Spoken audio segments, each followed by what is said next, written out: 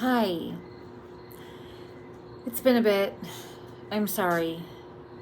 Um, Especially now. Like I think everybody's kind of struggling right now. And here's what I want to say.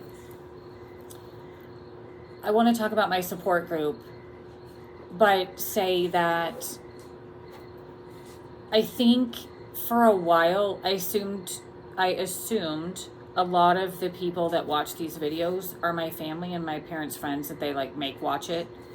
You know, like they're at Friday night and they're like, oh, did you watch Melissa's video? If not, you're shunned. No, that's not the case. But I assumed most were family. I am sorry to the stage 4 people.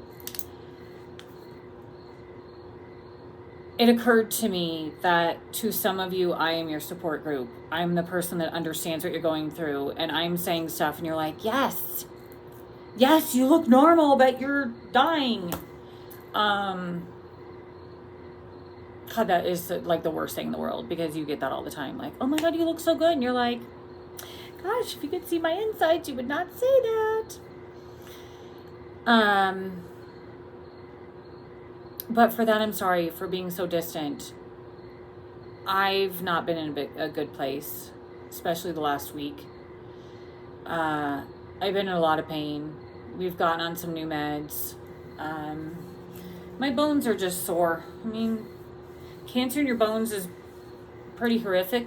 And the other night I woke up and I had pain in my head. I literally was like scrunching my head because it hurt so bad. And then it kind of like went down into my jaw and my neck.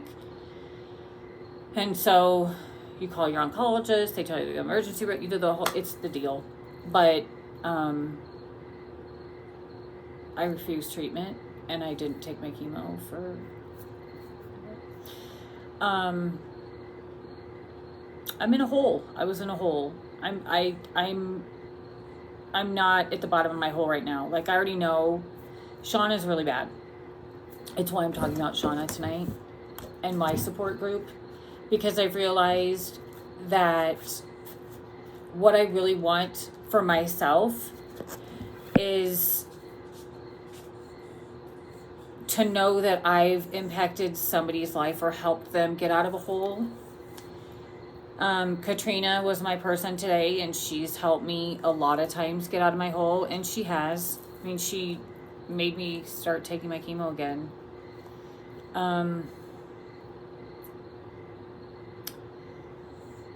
My support group, though, so I'm going to be there. Sarah, I still have your email. I have not forgot about you, and I will respond to you. But here's why I want to talk about Shauna's book. Because my support group started as 8 girls. And Jillian was the first to pass in our group. And when Jillian died, I really felt like I'm done. I can't. Like, I can't get close to anybody. I can't. Nope, can't do it. And then freaking Mariana came along and is the sweetest, cutest girl in the world. And so you're like, well, of course I love you. And then she flew all the way from Seattle to New Jersey for a weekend. And then died 2 months later. And now we have some new girls who I love. And I will still dial in, and I will still get too close to these girls. And I will still treat them like I'm their mom and call and check on them and make sure they're eating. And I don't know. But these girls mean the world to me because they understand. And they have little kids. And they worked corporate America. And they picked work over family sometimes. I mean, shit, I miss kindergarten first day of kindergarten for Declan because I was on a flight to Minneapolis to see my customer.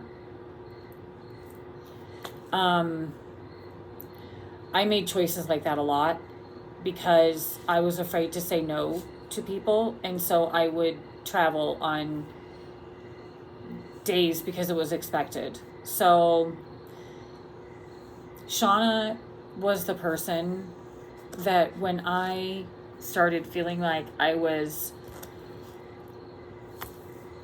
not able to do it anymore, Shauna was the one that was like, it's fine, you can do it, and you know what? You're going to be able to be home with your kids, and you're going to be able to do this and do that. So, because I'm going to be honest, I was one of those people that was like, oh my God, I need a break.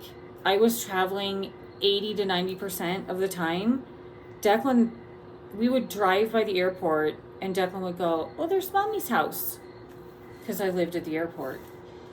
And then when I got cancer, the kids were 2 and 4, and I felt like, when I got cancer again, and I was like, it's time to stay home.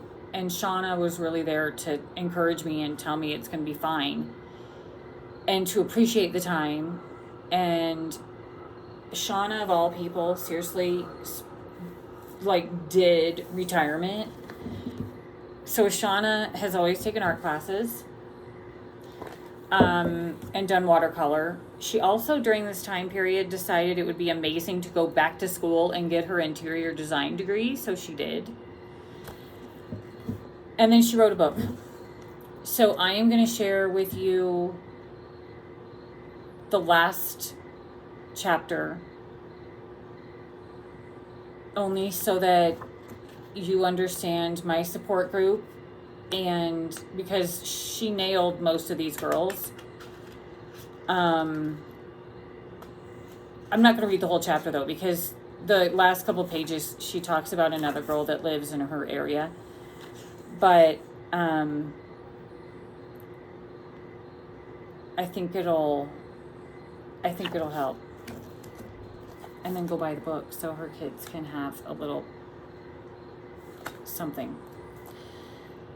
So it's a diary, and the last chapter is Dear Reader. I'll tell you at the end. Dear Reader, I'm not a public speaker, an actress, a comedian, or a cancer advocate. I'm a reader, a writer, an artist, and a thinker. This book is my forum and the way I choose to share my story. And it would not be complete without sharing the stories of the women who have guided me and who continue to guide me today. They have touched my life in many ways, and I want them to touch yours too. When I was diagnosed with stage 2 breast cancer, I didn't understand the importance of support. I had had my family and close friends and thought that was enough. I pushed all support groups away. I got through. Then the cancer metastasized. Even though the same family and friends were there to help me once again, they could not understand my deepest feelings. I realized that now I needed more. I needed support from people who were going through exactly what I was going through. Angela, first off, our names have been changed. Some of our names have been changed. Angela, born and raised in an Italian section of Boston, was the first woman to join my support. She was introduced to me by a friend to be an inspiration, someone who had been living with the disease for more than 5 years and was doing well. Our first phone call probably lasted 3 hours. When she told me about learning about her breast cancer had metastasized to her bones, it sounded a lot like my story. She told me about the slew of medications she had been on and how to deal with each drug. She would reach stability, and then the cancer would rear its ugly head. And then she would have to start again. She told me it was exhausting, but that if I had a doctor I trusted, a supportive family, and a positive attitude, I would live for many years with a good quality of life. Her kids were entering middle school. They had been in elementary school when her cancer first appeared. Since then, she has quit her job, watched her kids grow, and gone to Italy 3 times. She told me that I would do the same. We promised to be in touch, and I hung up the phone feeling a little bit lighter. Now we pretty much talk every time one of us has a scan. Kitty, who is Katrina, lives in North Carolina. She moderates a support group, which is a virtual monthly call that connects young metastatic women from all over the country.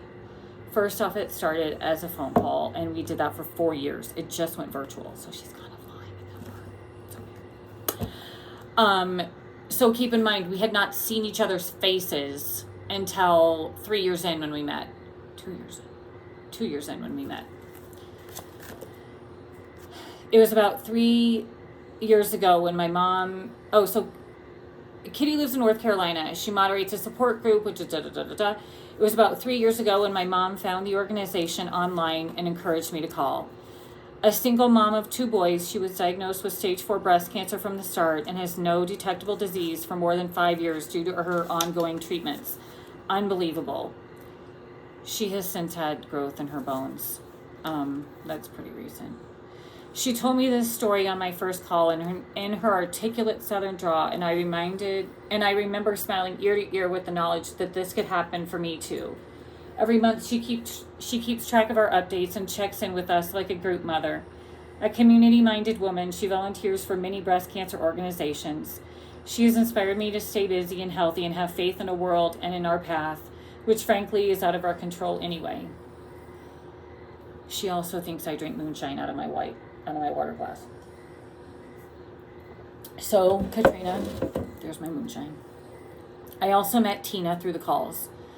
Trish. She lives in LA. Like me, she was originally diagnosed stage 2 breast cancer and went through the ringer of treatments. When the breast cancer metastasized to her brain, she was told she could not have children of her own, so she and her husband hired an egg donor and surrogate to realize their dream of becoming parents, which she did. Their son's name is Grayson. She told us this story on one of our group calls. Speaking in a soft, calm voice, she explained that with her background in film, she worked at Disney, she decided to shoot the entire journey. I think she's one of the most ambitious people I know. She made her dreams happen amidst the chaos of breast cancer and has inspired me to do the same. Although she has endured many procedures and the resulting ups and downs, her brain has been cleared for years. We finally met in person when she came to New York for a breast cancer event. I remember being so nervous as we exchanged texts and described what we looked like and what we were wearing. When we spotted each other, we ran to each other and gave each other the biggest hug. It was like finding a long-lost sister. I'm going to see if I can get through this one. Mara lives in Denver and is also one of the call participants.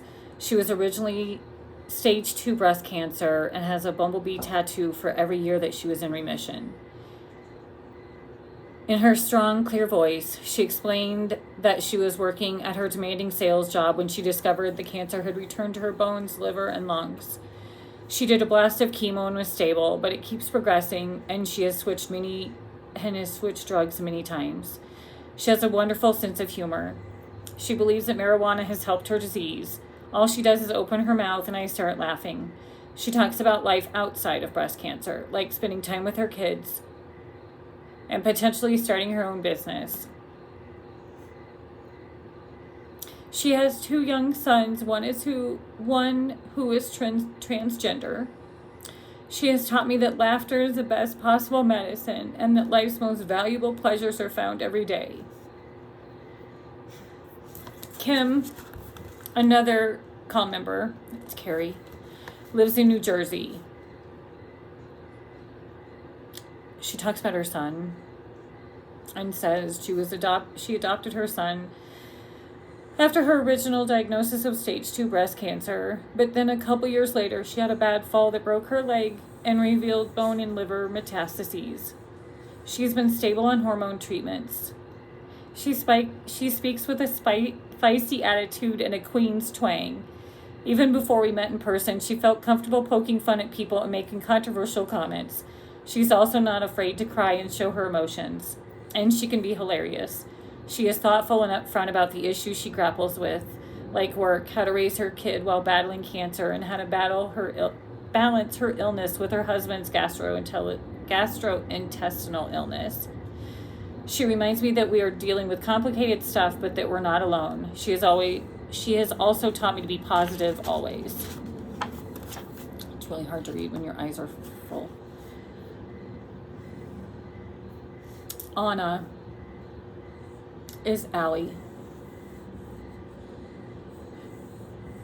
Anna is a quiet, beautiful girl who lives in Brooklyn. She was diagnosed around the same time as I was, but was stage 4 from the start. She has been on a stream of therapy. Kitty, Katrina, usually asks her a lot of questions and digs to find out what's going on with her as she answers slowly and methodically. It has been hard to get to know her on the phone, and she hasn't shared much, but I have always been intrigued by her. My mom and I arranged to go to a metastatic conference in the city last year with her and her mom. We had a blast, bonding over dinner, sharing stories about her kids, and chatting until late into the night in her mom's hotel room. She's had some rough issues with anxiety and with her jaw, neck, and foot, but she gets through each of them like a champ. She has reminded me that, cancer aside, we are all individuals, and it takes time to get to know one another and form bonds, but once they are formed, they're there for life. Jill is Jillian. Jill is a sweet, soft-spoken girl who lives in Washington, D.C. She loves to shop and can often be seen in a bright Lily Pulitzer dress. She explained in barely a whisper on the phone that what it was like for her to get diagnosed out of the clear blue sky with breast cancer as a young mother of 2 boys, and then to re-diagnosed with metastatic breast cancer just a year later, just like me. Her cancer was relentless, and she went through lines of treatment quickly. From the outside, she seemed to handle it so well. She spent hours researching new developments and sought out opinions from all over the country. She tried supplements, exercised every day, and spent countless hours with her sons. We were the only ones, besides Anna, of the group who kept her disease quiet from our communities at large. We bonded over that as we tried to protect our kids. There are 3 other women who I've connected with outside the calls, and she goes in to talk about those. And then,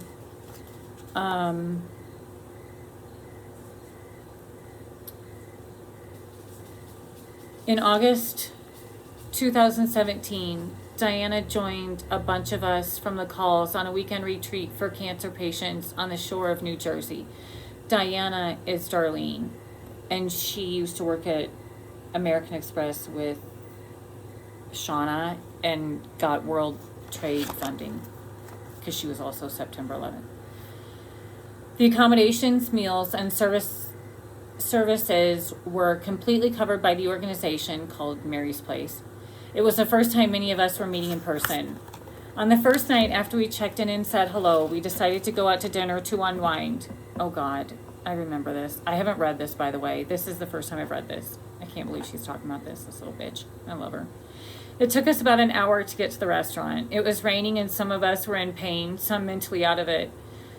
Mara joked to a guy standing on the street that we were all stage 4 cancer patients and can he please put on his cigarette?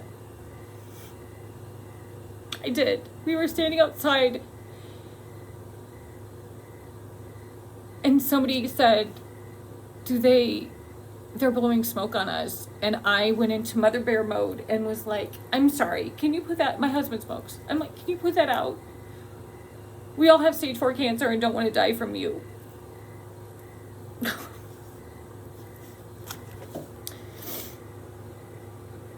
At dinner, the bottle of wine went around and around. It didn't seem to matter that we were not supposed to drink. It felt like we could have sat there for hours. The emotions of being together were overwhelming. We had only heard our voices on the support calls, and finally seeing one another's faces was powerful. We knew each other too well. We all knew what it was like to live with this disease. We laughed, we cried, we were sisters. After dinner, we went back to the house where we were greeted by a nun named Sister Joe. She was employed by the organization. Her job was to watch over us at the beach house. She guided us through an activity of painting inspirational quotes on sand dollars. Then we watched Trish's movie about bringing her son Grayson into the world, which left us all in tears. It is called Love Always, Mom, and it also is on Amazon. We ate ice cream that Diana had made by hand, which is Darlene. She made lavender. It was amazing. Then we all headed upstairs and passed out in our comfortable beds with the ocean breeze moving gently across the shutters. We were safe and at peace, even if just for a couple of nights.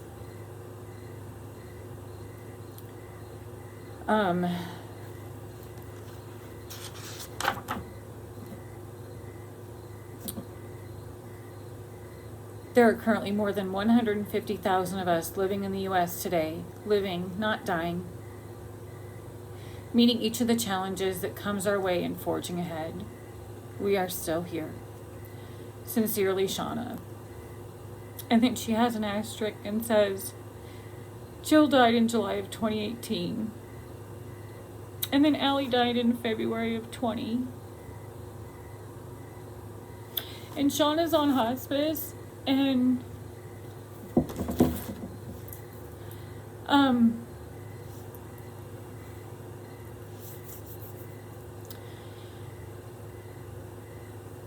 Shauna became leptomeningeal in October and November, which means that her cancer had spread into her spinal fluid and brain fluid. And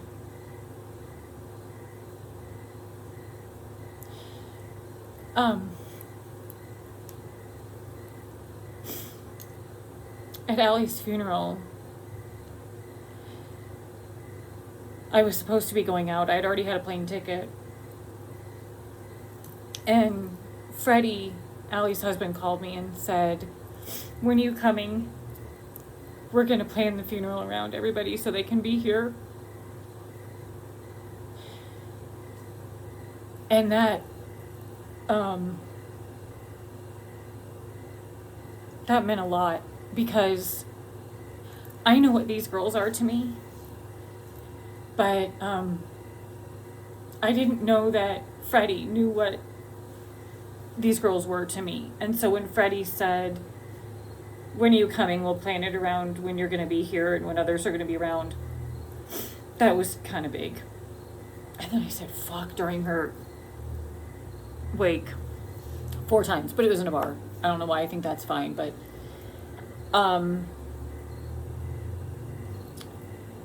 Shauna was at the funeral, and we were supposed to have a girls' weekend, and we did, because we're gonna. And Allie would have wanted it that way. So Shauna was sitting at the funeral, and Allie's mom came up to me and said, who is that girl?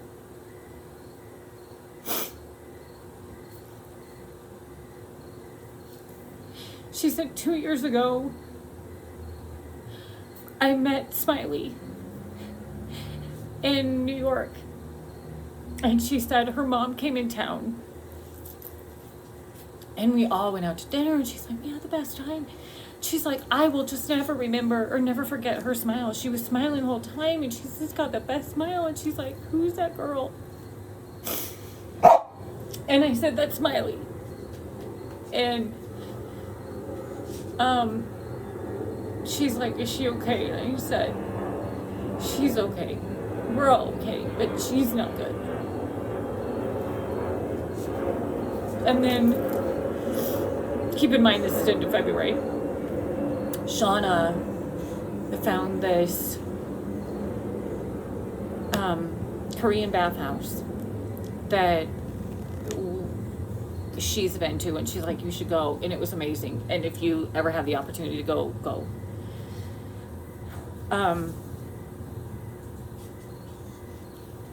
We were sitting at lunch, and Shauna said, I'm going to be the next one to go.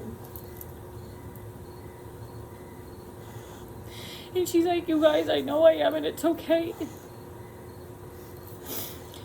And that was into February. And everything's just kind of gotten harder from there. And I text her sister today, because about a month ago we FaceTimed and she wasn't good. And then she texted me and said, are you home? And I said, yeah, you want to FaceTime? We can FaceTime. And then I didn't hear from her. And so I panicked, because I was like, why is she asking me if I'm home? She knows I'm home. And so I called, and her husband answered and said that she called to see if I was home because she wanted to come over. And so I FaceTimed her, and her husband had taken her to the beach in Rhode Island, where they have a friend not Rhode Island, Rhode Island, where a friend of hers had a house, and she just said, I love being by the water. And she's like, Melissa, just listen. She's like, I know you love the ocean, just listen, because you're not there. And now that you can't get on an airplane, I want you to hear it. So she seriously sat in this black sunglasses, black hat, and is silent, and just, we're listening to the ocean. And then I would text her, not hear anything. And so anyway, I reached out. We hadn't heard for about a week and a half. And I reached out to her sister, and she said that she's been in hospice for about a week. She hasn't talked since Saturday. And she's got a 9 and 11-year-old little girl. And it fucking sucks. So I had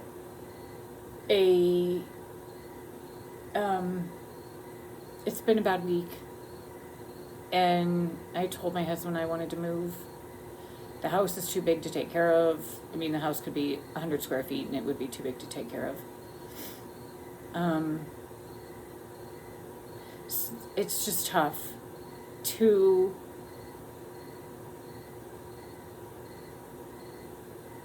be so close to people and watch them suffer.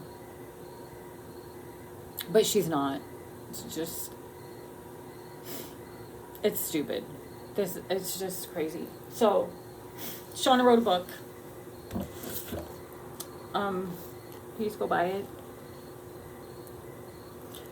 I am working on a project that Shauna motivated me to do after reading what her perception of me was. And I really hope that's the kind of person I am. But I am working on a manual for you guys. My entire life, I have said, I didn't get a manual, so I don't know. Like, I remember them handing me Declan, and I was like, oh, okay, I'll burp the baby. And they're like, oh, no, you need to, like, I didn't know. I didn't get a manual. I didn't get a manual with this.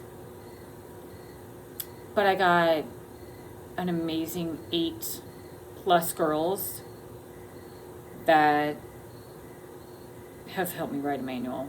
So I'm going to. And we will publish it. My nephew is helping me with it. And that's what I want my legacy to be. So, I'm sorry your support group leader has sucked ass lately. We'll get there. Send a little prayer up for Shauna. I think she needs it. Okay. I'm going to Vail tomorrow to go off to a little get your head straight weekend retreat. I will be in touch. My girl cut my hair today. My husband was like, I want you to shave it off. So I did. It's gone. I told my hairstylist, I'm like, it's just hair. I'm going to lose it in a couple months anyway, so whatever. And it's already falling out. Like, look how bad. It's, anyway. First world problems. Okay. This has been a big one. I don't normally do this in public, so welcome in. I'm going to show you meditation. We're going to talk what I've been up to. I'm going to talk about my keepsake boxes for my kids. Also, I'm on an iPad now. The camera's over here. The light's over here. The dog's over there. I'm not smart enough to do this shit, you guys. I'm trying. But I don't know. I think aliens came down and ruined my computer because nobody in my family did it. My kids don't have any knowledge of what happened. So I think we had a ghost in the house. Allie probably broke it. So Allie, you owe me a laptop.